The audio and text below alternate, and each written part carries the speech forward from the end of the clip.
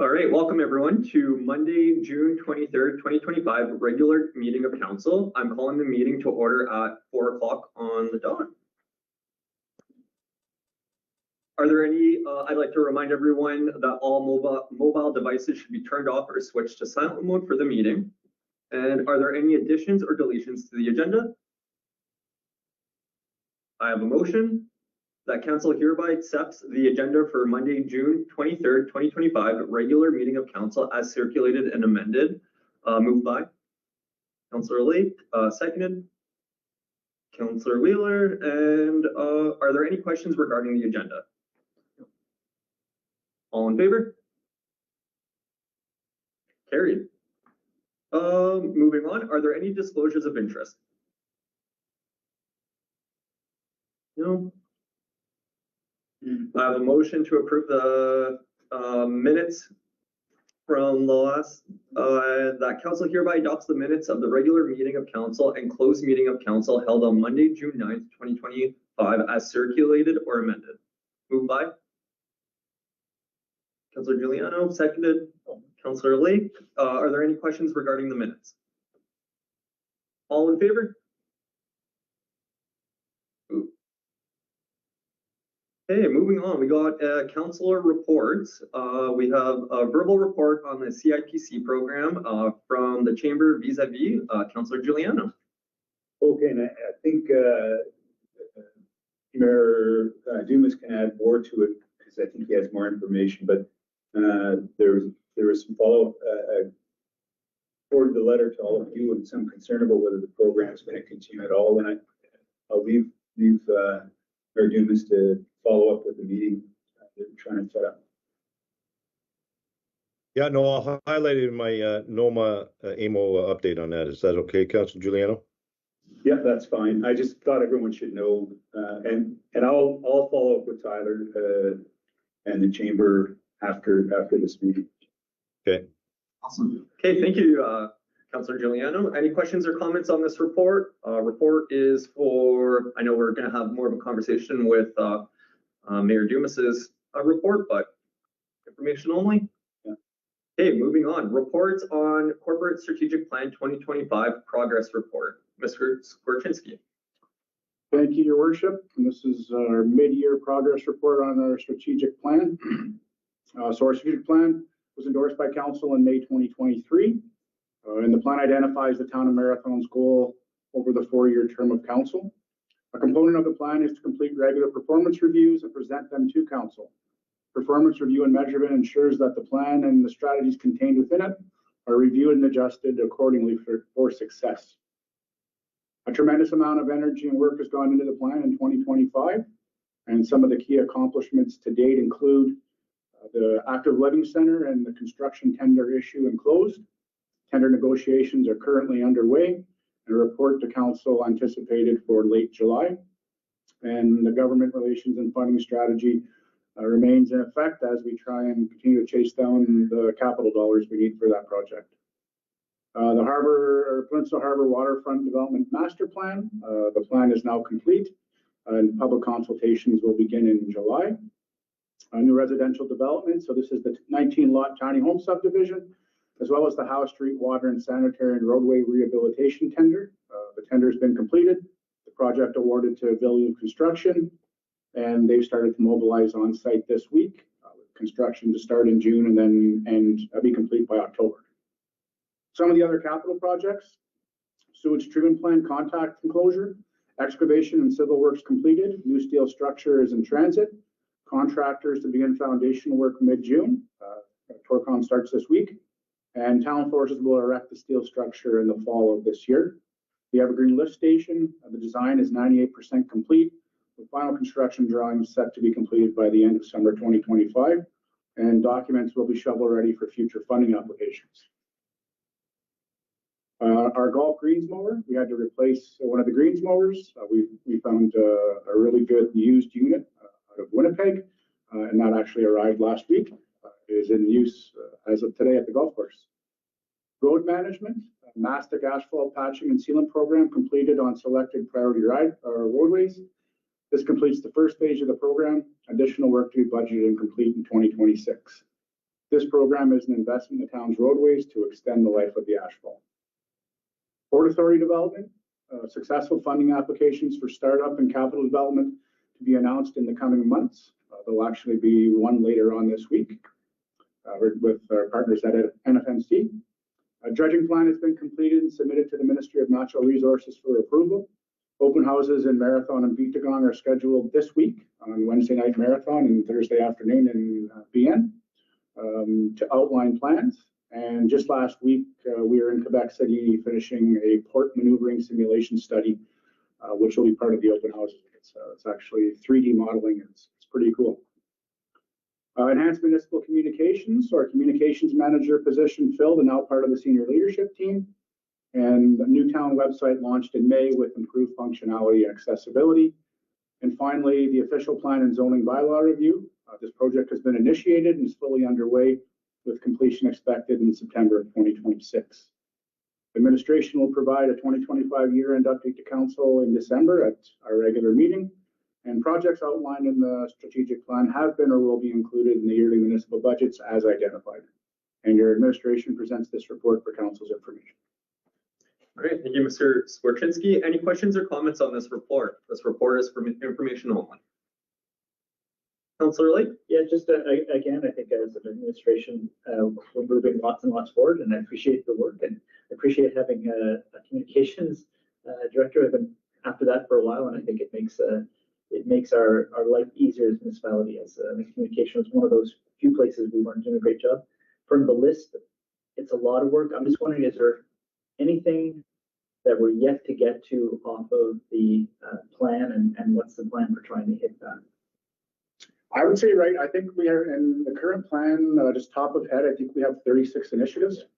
34 are all complete or mostly complete. A couple we have scheduled for next year. And then obviously next year is an election year for the current term of council. So the strat plan will wrap up probably 98% complete with the term of council. Thank you, that's wonderful. Anyone else, Your Worship? No. No. I do have one quick question for you. Mr. Skorczynski, there was an announcement made this weekend at Jumpstart regarding the park that Jumpstart and Canadian Tire is going to be building. Can you just give a little bit of a background on what that might be and how that falls in conjunction with the ALC project? Yeah, so it's part of the Active Living Center project. We're in negotiations with the Jumpstart Foundation on the legal agreement. So in the past, you might have seen some Jumpstart courts. They would be blue or red. They'd have the Canadian Tire logo on them. They're changing their format somewhat. We're going to be one of the first projects where they're now fitting the projects to fit the actual larger projects as opposed to just being a standard cookie cutter type court. So in our case, we'll be working with our landscape architects and the team at Jumpstart to come up with an outdoor sports court, things like pickleball, different dog park will be included in there to fit the actual Active Living Center outdoor landscaping that we have. So a great announcement, of course, and more work to follow over the coming months as we fit that into the Active Living Center schedule. Awesome. Does anyone have any follow-up questions regarding that? Even more partnerships that the administration's come together with. It's impressive list. Awesome. Yeah. Your Worship? So I'll tag in with Councillor Lake's comment. It's great to see partners stepping up to the plate now. We just need to have our senior levels of government step up and visit us in that partnership scenario. That'd be awesome. So we'll continue working on those two levels of government as we have in the past. And of course, we'll hopefully get some great news over the next little while. With that being said, we'll continue to lobby those levels of government for the additional funding we're going to need to build the LC. There's many moving parts within the project, as Mr. Skorczynski is fully aware of, and all the manpower that him and Mr. Paris have done, in, plus our consultants and engineering and design team. It's an amazing amount of work and money spent to date, and we just need to make sure that everybody's on board, not just the local partners, but of course the provincial and federal partners as well. So hopefully we'll continue to have some success there with those outside agencies, and hopefully have some great news over the near future to present back to the community. Positive. Awesome. Positive. Thank you. Okay, Mr. Skorczynski, I have a verbal report on waterfront master plan. Yeah, so just very shortly, and I just referenced it in the last report, but we now have a complete draft waterfront master plan, which encompasses the area from the boat launch, including the active living center, and all the way over to the port. We're going to be launching our public consultations on July the 1st at Canada Day. So we have 12 storyboards on their way that'll be presented at Penn Lake, so people can see what the draft plan looks like and what we envision being on that waterfront site. And really, it's the infill between the active living center and the port. So it'll be launched in person on Canada Day, but it'll also be, of course, it'll be online. There's going to be a short public survey. We're going to look to gain feedback in July. Via those methods. As an example of Canada Day, there'll be a QR code. You just scan it on your phone and the survey pops up. And we're looking for public feedback as we look to finalize the plan towards, I would say, the end of October. Thank you, Mr. Skorczynski. Any questions or comments on this report? This report was very informational.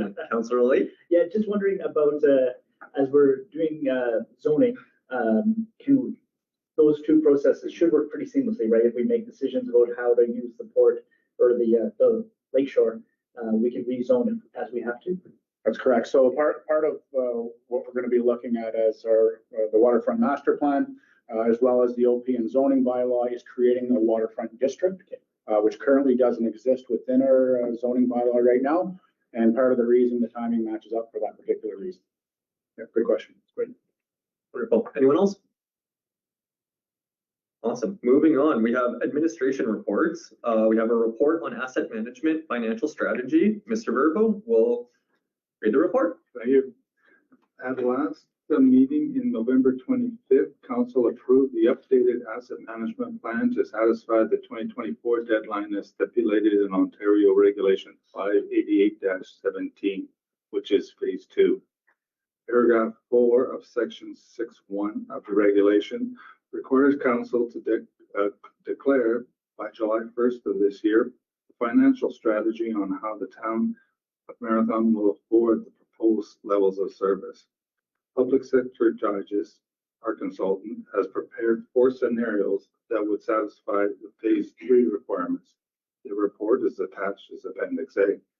While the regulations state that a financial strategy should look at a 10-year plan, Public Sector Digest recommends a 20-year timeline that keeps annual tax increases to a more feasible range of 2 to 3%.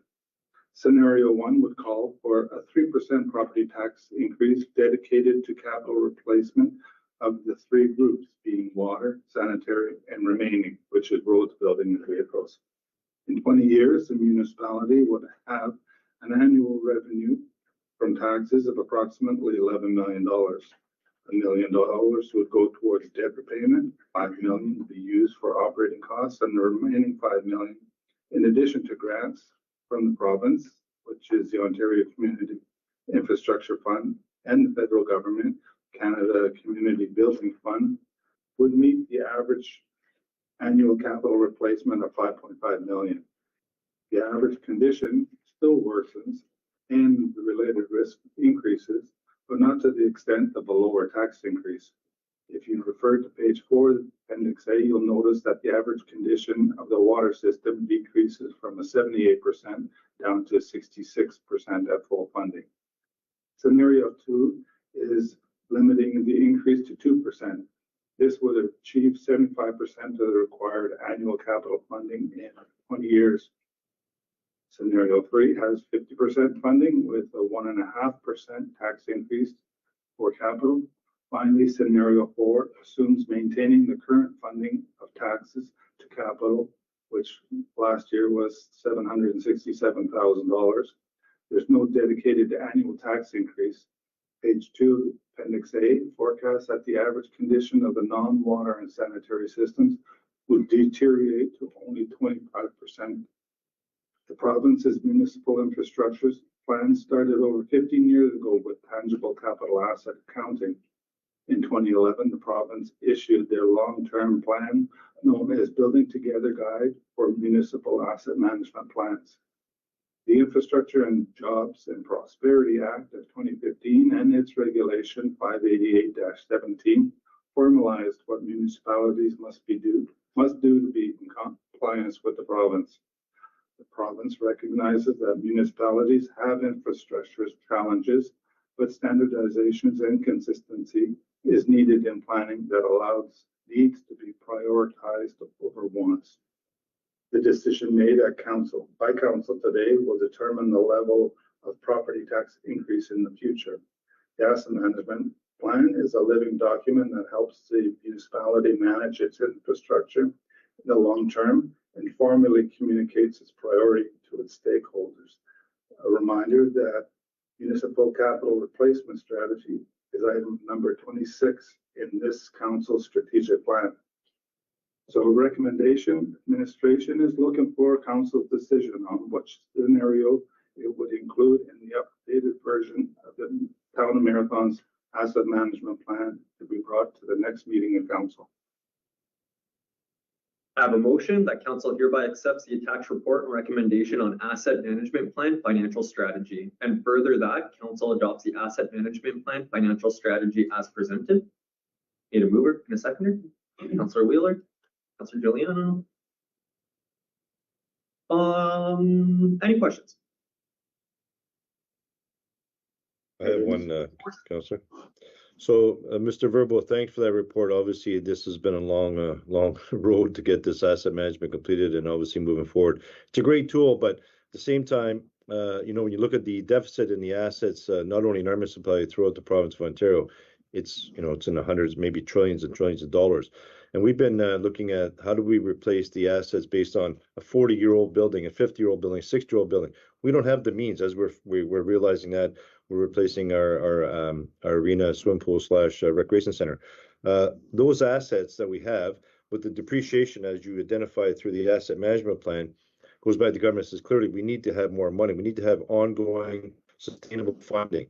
So this is a great plan, but we need to focus on getting this information throughout the region back to government in a form that says we need not only the funding, but the NORDS funding, but all the other mechanisms that we have guaranteed funding so we can replace our assets without going back to the only ratepayer we have typically is the homeowner.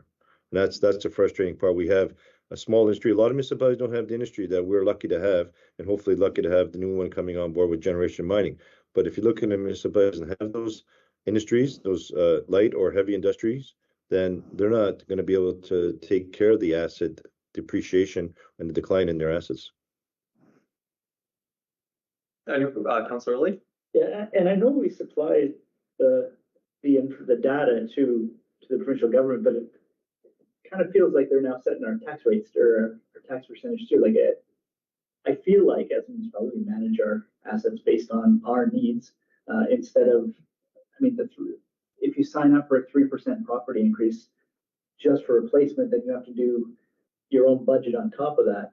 Like it just seems like I would be much more comfortable having administration propose a tax increase that makes sense for a municipality as opposed to saying we're going to go 3% plus whatever for the next 10 years. What the province is wanting to do is not every municipality throw up their hands saying we can't do it, the province has to do it, or the federal government. This will be the municipality's asset management plan.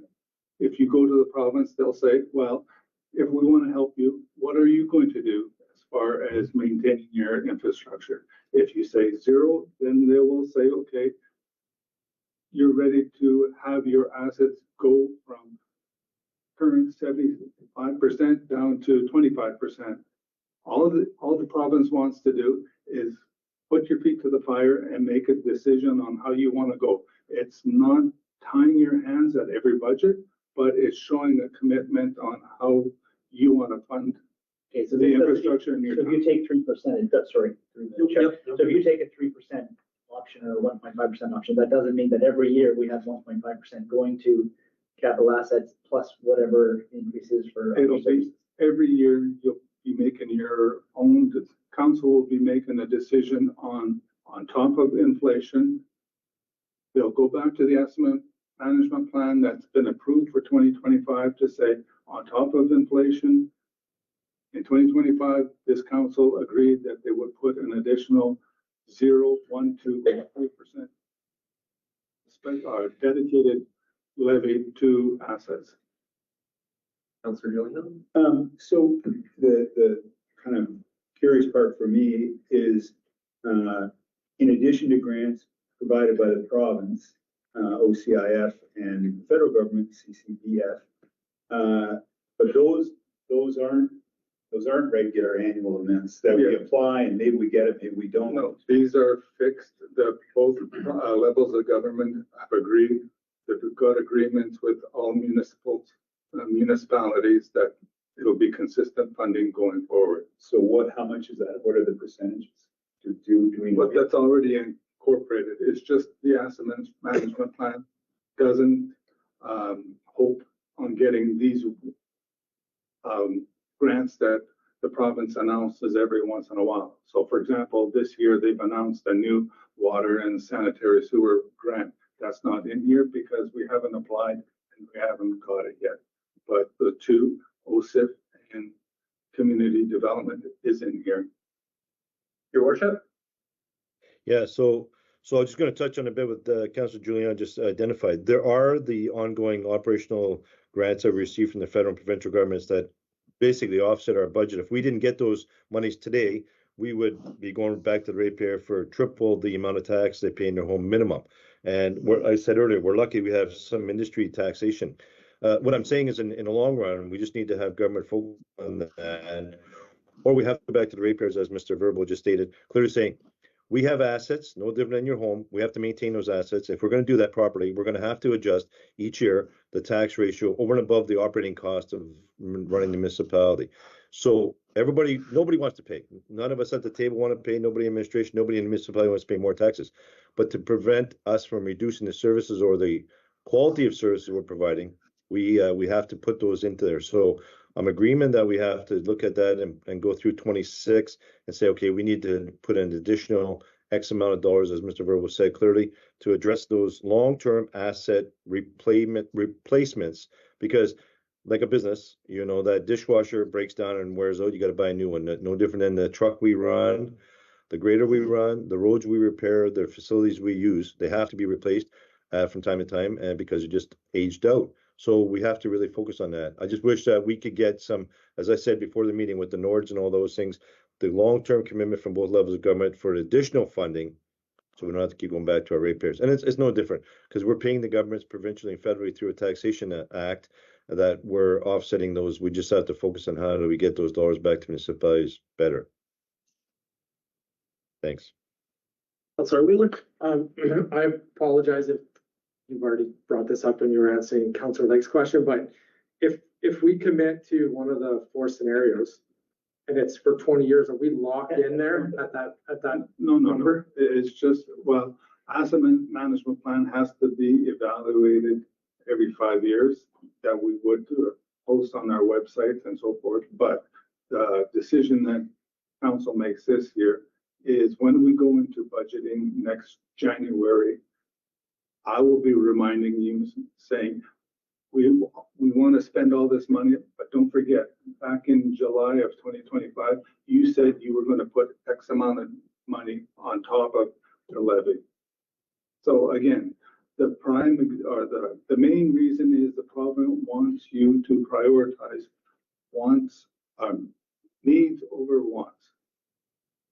Councillor Valens? Just 1 second, I'll come to you. Just Councillor Sorry. Giuliano. Yeah. No, sorry. So I'm just trying to reframe my question because what I'm trying to get at is, depending on how much we commit to, there's a depreciation each year. And I'm trying to figure out like in the quality of what kind of money is going to need to be spent to keep the assets up. In that number, what can we count on from the province? Like, it's going to be 75%. That's really good. Do we think the 25% is going to come from the province, or that's coming out of our budget somewhere else? Do you see what I'm asking? Like, I know they haven't made any percentage commitment what they're asking us to, but I don't know what the amounts are. Change. Yeah, it's a very good question, but it's a very difficult one to answer because that really ebbs and flows with the provincial or federal government of the day. So, right It just now, seems like they're asking us to do something they won't. Well, no, they will, because once the policy gurus with the province, get all these asset management plans. They will go to the province and say, we've got very hard work to do. So you have to start coming up with these new grants to deal with recreation, water, roads, and so forth.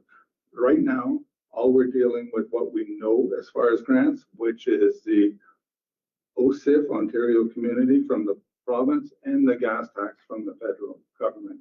So that's why we're saying in 20 years, if you go with 3%, you'll manage to keep afloat and not have your assets deteriorate. But if you don't want to commit to that, then you pick whatever percentage you want. If we go to 3%, we'll keep afloat with our assets. We can manage them. Or we just shrink, Yeah. or we just say, guess what? Prime example, what we did was with the arena. It was identified at least a decade ago that that place was having a hard time, but we never put money in reserves to do it. And so we got the consultant to come in, and it was found it was at the point where renovation wasn't the thing. It has to be replaced. Yeah, sorry, I wasn't quite finished. So if we go with the 3% and then we'll stay afloat, that takes the pressure off the province to provide some of that funding. I mean, it sounds like that to me, like if we were a little bit lower, then we'd be saying we're not able to raise the taxes that much, and we need more support from the province. I'm not the master politician. No, of course. The province I'm could just come back thinking to say, we're willing to help you, but you got to put more skin in the game. I think I understand. Thanks. Your worship? So I disagree with Mr. Verbo. He might be a politician there in disguise. The reality is we already do it with our water and sewer rates, guys. So we put those dollars away on the bill based on the long-term needs of the water and sewer in our municipality. So those are reserve funds that are built up. This is no different, as you recognize with Mr. Verbo's presented scenarios. What we got to do as politicians is sell it to the ratepayers, saying we literally have to book today for tomorrow. So not only the operational aspect, so it's going to be really tough on councils going forward, not just in Marathon, throughout the province, 444 of us, is to say we need to have 3, 4, 5, 1, 2, 3, whatever that number is going to be that we set up to go forward to put away for those capital replacements of those infrastructures that we have in our municipalities. Very simple. It's just what do you pull the trigger? And yes, we need the support of the provincial and federal government, so we get that support. But as Mr. Skorczynski identified, those will vary from year to year, government to government. So we as recognize it's our funding from the provincial government, for example. It's gone up and down over the years. We just received some different funding called the NORS funding. The OSIF funding is there. The federal gas tax has been something that's been locked in for a longer term. So we'll continue to push for that. But we have to take care of our own backyards, what the government is saying, and focus on what our assets are and how do we replace them. Thanks. Councillor Lake. If there's anything I've learned from marriage, that you need to set the bar really low. So why would we not just choose the lowest possible increase? And then if we feel like we need to go higher, because if you say we're going to be 3% and you don't meet that target, the government would say, you didn't meet the target you set. So why not set a low target? And if you exceed the target, then It's your plan, baby. the thing is, it's not our plan. The government is forcing us. What is a treasure? No, it is our plan. It is, Council Lake, it is our plan. We're the governing body of the municipality. We have to make the tough decisions. And one of the tough decisions we're going to have to make is what is the amount we put in? And I kind of agree that we don't want to go too high. We don't want to go too low. So we have to find a balance within our budgets. I believe the administration will approve the process. I'm fully supportive of the process. We'll maybe have a report come back what the numbers should be that's fair and equitable based on our taxes. Because don't forget, in my report, I was going to give it a highlight about impact, but I'll say it now. So we're pushing the government through AMO to continue to focus on getting the reassessment. There hasn't been a reassessment done since 2016. So how does that look once we get that all out? And what is that going to look like, whether it's 26 or 7? We don't know. We had a great meeting with Impact, but let's say it's 26 and they roll it over a period of time. Well, we know we're going to have to change our ratios. So what is that going to be reflective in the overall tax assessment when we get our ratios? Because we still need the 5, 7, 8, 10 million, whatever we're going to operate for capital and operating. What does it look like when we need to have those increases based on the new assessment, whatever that looks like. We're still operating on a 2016 assessment, so it's going to be unique and different, right, Mr. Verbal? Yes, reassessment will not generate more tax. All it'll do- But it's a shifting of how do we shift that and educate the public that we're going to add on. For example, if I take the average Joe in our community, including anybody that I talk to, says my taxes are $3,000. If MPAC comes down, my house was assessed in 2016 at $100,000. Now it's assessed at $300,000. Let's just say that's a number, for example. They're thinking they're going to pay $9,000 in taxes. We know that's not the case, but where's the biggest problem is going to be in the province of Ontario is educating the public. And not only the public, a lot of MPPs don't even understand the whole process around impact and the assessment and the values of assessment. And then we have the special purposes properties that me and Mr. Skorczynski have fought a lot of years on and try to get that addressed with the government through impact as well. So there's going to be an education format more than anything. Awesome. Anyone else? Just and one more clarification. So we collect 3% more for this fund that's ongoing, building over 20 years. Does that mean we have a whole amount of taxes we create, and we're going to add 3% on it? And there's I guess the provision, I don't know where it would come from, but the commitment is to put 3% into it each year from the total tax. So it isn't necessarily 3%. You know what I'm saying? We get $1 million and we're gonna add 3% onto that each year. Let's go with the 2025 budget. Okay. We decided what we had to do. Council said they didn't want to have anything over 5%. So with Right. inflation and keeping all goods and services, we managed to get it at 4.9% and fund budget that we're going to do. If council goes with scenario 3 and have a 1.5% and it was retroactive to 2025, the tax increase would be 6.5. So it will be what our budget is with that added on.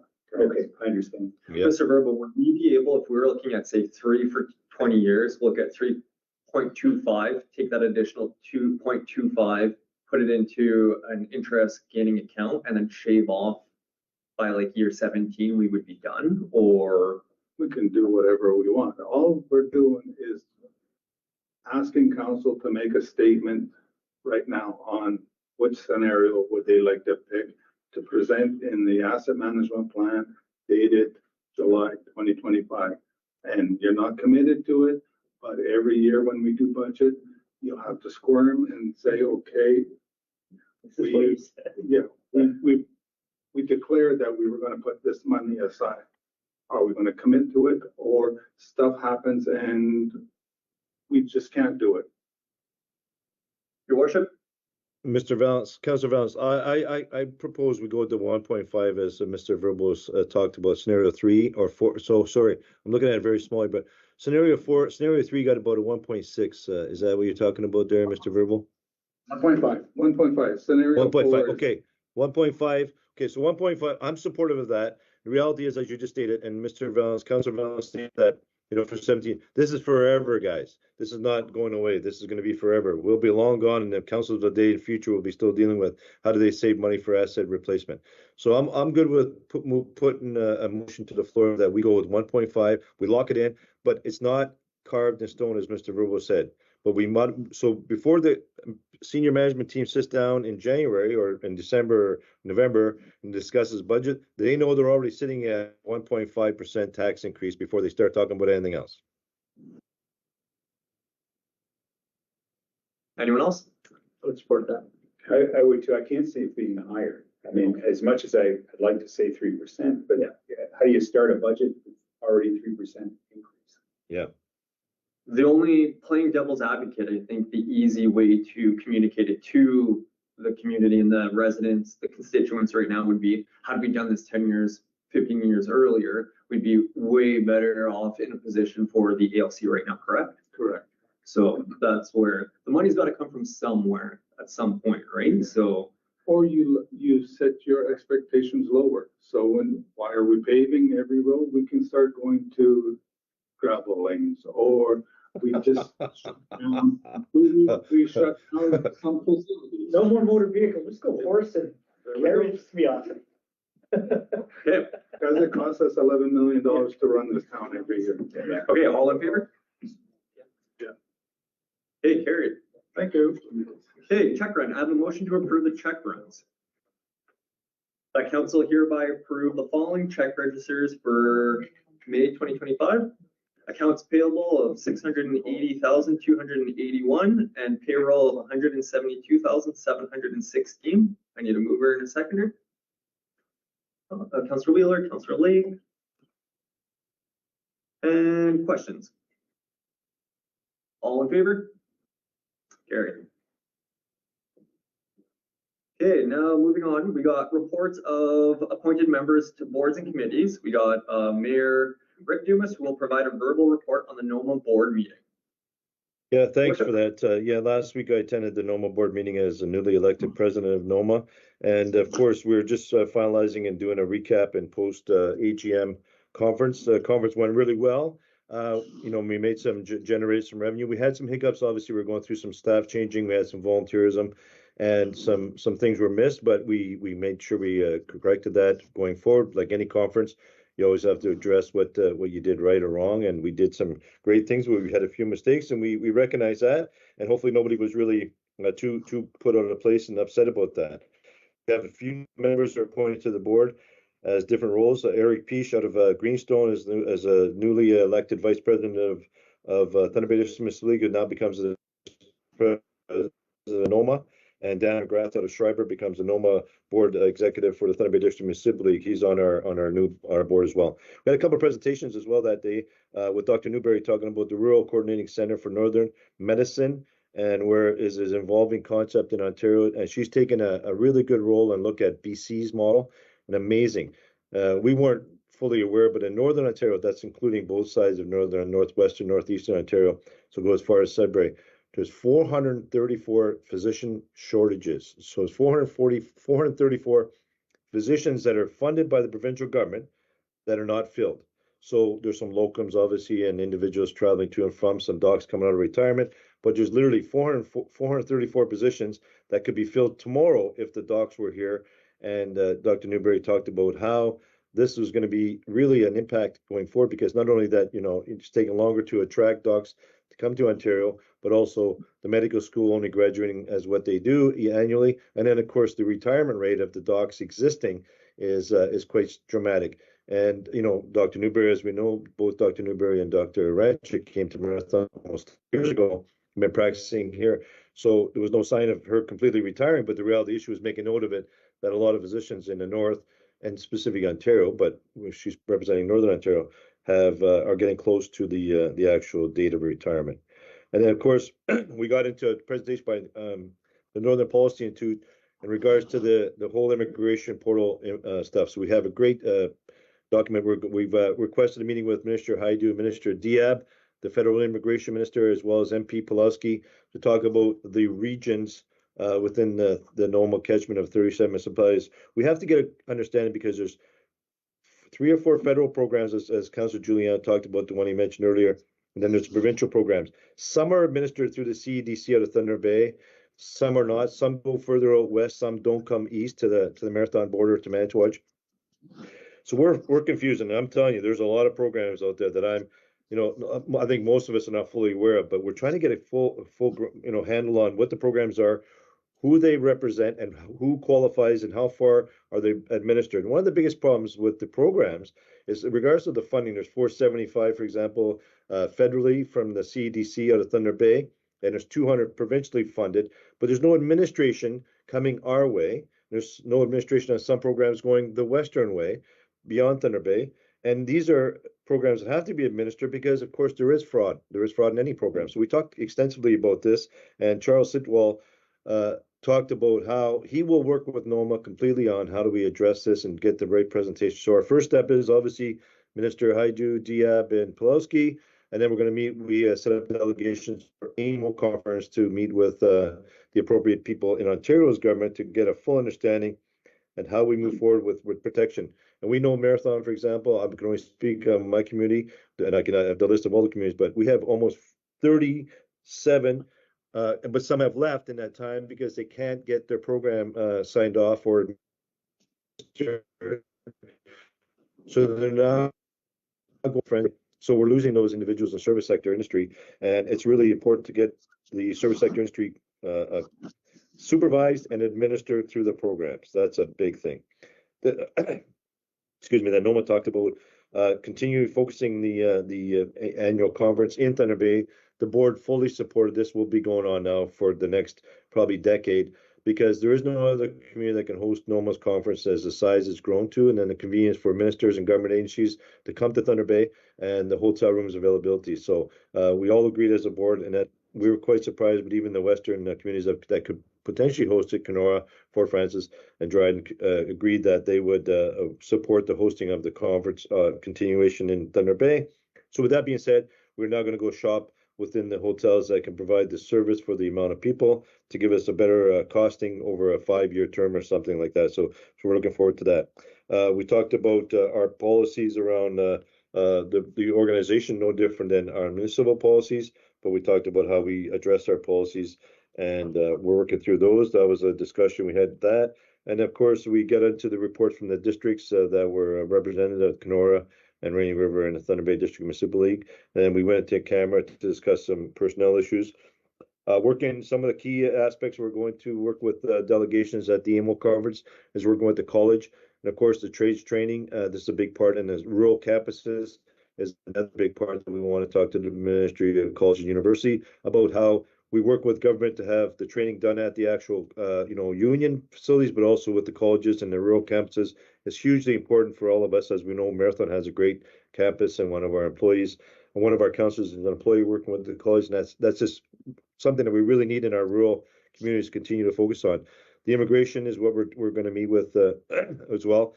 And part of that immigration is meeting with the Minister of Labor to talk about how we change the scenarios for the labor rules around the immigration portals. And there's lots of money, there's lots of opportunities, but we need to get administration for that. And then, of course, another big one for us, and working with Phenom in regards to the highway safety passing lanes, 2-for-1 highways. And then we want to ask the minister to appoint a deputy minister for specifically Northern Ontario, so Phenom and Noma's catchment areas to address. And then we used to sit down with the minister's staff and regional offices and talk about design and maintenance programs. We want to have, not saying we're going to tell them what to do, but at least have a voice at the table to understand what we think from hearing from our residents who travel the highways, that what we see as a huge improvement, or for the safety and well-being of our residents. Because if you're a minister in downtown Toronto, you're not necessarily driving the highways in Northern Ontario specifically all the time. So you might be on the 400, 401 series of highways, but not Northern Ontario. So we want to have that input, which we had in the past as NOMA, and so we want to see if we can get back to that. So all those things are going to happen hopefully over the next couple months. We'll continue to focus, and hopefully we'll get some results out of those meetings with both the federal level ministers as well as provincial level ministers, and see if we can move some of the ask forward with the NOMA. Thank you. Awesome. Anyone have any questions for Mayor Dumas? All right, moving on.